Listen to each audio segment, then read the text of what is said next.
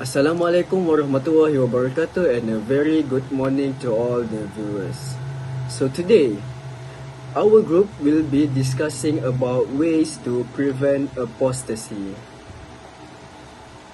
Before we dive into the main topics for today, I will be introducing the group members for this presentation. So the first person is me. My name is AHMAD bin Abdul Aziz. I'm from KAED. The next person is Adam Shamim bin Azmi. He's from KAED too. And the third person is Ahmad SYAUQI bin Muhammad APANDI, KAED student. And the last person is Ahmad REDZA AZMEEN from KAED also. So what is apostasy? Apostasy refers to the act of abandoning, renouncing, or rejecting a religious faith, particularly one's previously held beliefs or adherence to a particular religious doctrine, whether expressed verbally, physically, or intentionally. As mentioned in a passage from the book Uqubah al-Iqdam, an apostate is described as a person who, as a conscious choice, has decided to deviate from the Islamic faith. This deviation can manifest through expression, actions, belief, or even by raising urgent questions about aspects understood within the religion. The definition emphasized that the individual was initially a Muslim by choice, and has intentionally moved away from the faith. As you can see from the diagram above, there is multiple cases of apostasy that occurs in Malaysia. So, even though Malaysia is an Islamic country, it is stated that apostasy is not uncommon in the society. The objective of this study is first to study the matters that lead to the apostasy. Second, it is to analyze the awareness of the apostasy among Muslims in the university. And the last is to provide solution to the apostasy issue that occurs among the university students. Okay, Bismillahirrahmanirrahim. Assalamualaikum warahmatullahi wabarakatuh. My name is Adam Shamim bin Azmi, and moving on to our next slide, which is case study. For your information, we have conducted a questionnaire survey on apostasy awareness among Muslim students in Malaysia, which is a Google form, and so far we have gathered more than 40 respondents. We opened the survey for the Muslim students for all over Malaysia. The study aims to learn whether Muslim Malaysia students are aware of apostasy or not. Okay, moving on to our first question. We have put the meaning of apostasy according to passage from the book Uqubah al-Iqdam, and majority of them agree with the meaning. That means that they are aware of the definition of apostasy.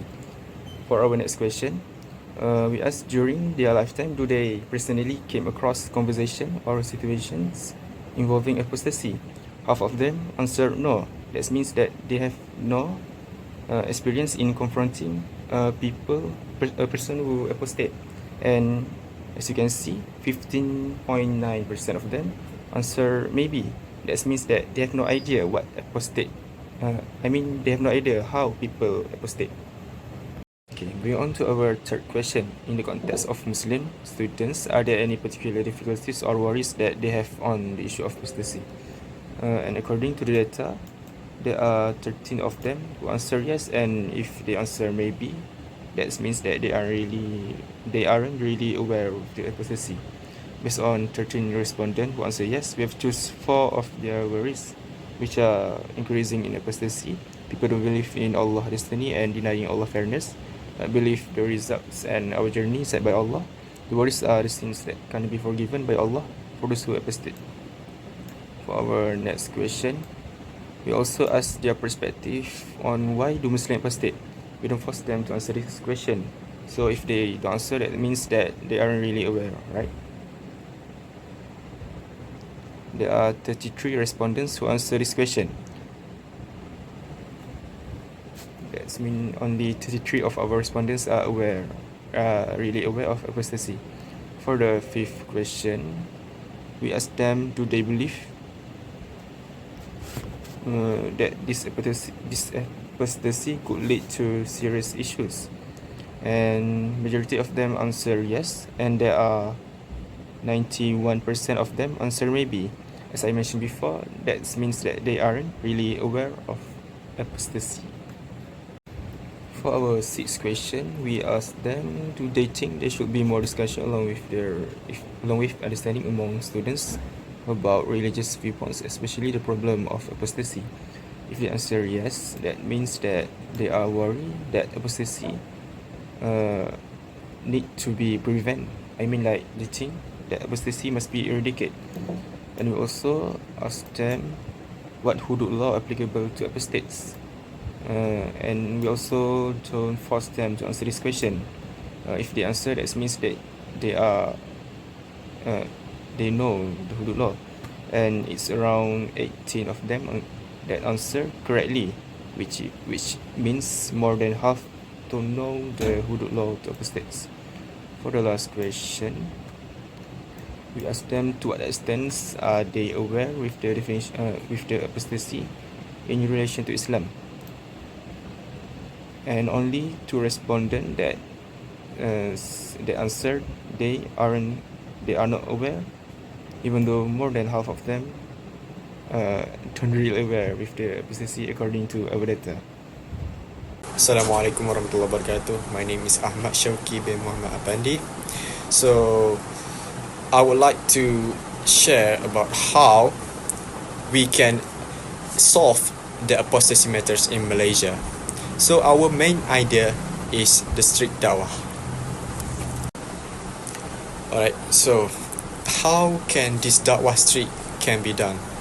As we all know, apostasy is a very serious matter, and we cannot take this lightly.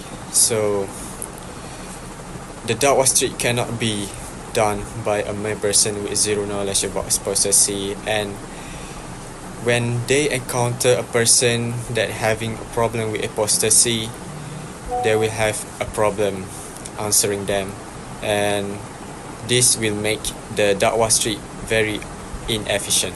So we would like to appoint scholars to teach the dakwah strict person how to give dakwah efficiently with a proper technique. So the scholars will give a guide to the dakwah strict person, and this dakwah strict person will give a sermon to the audience.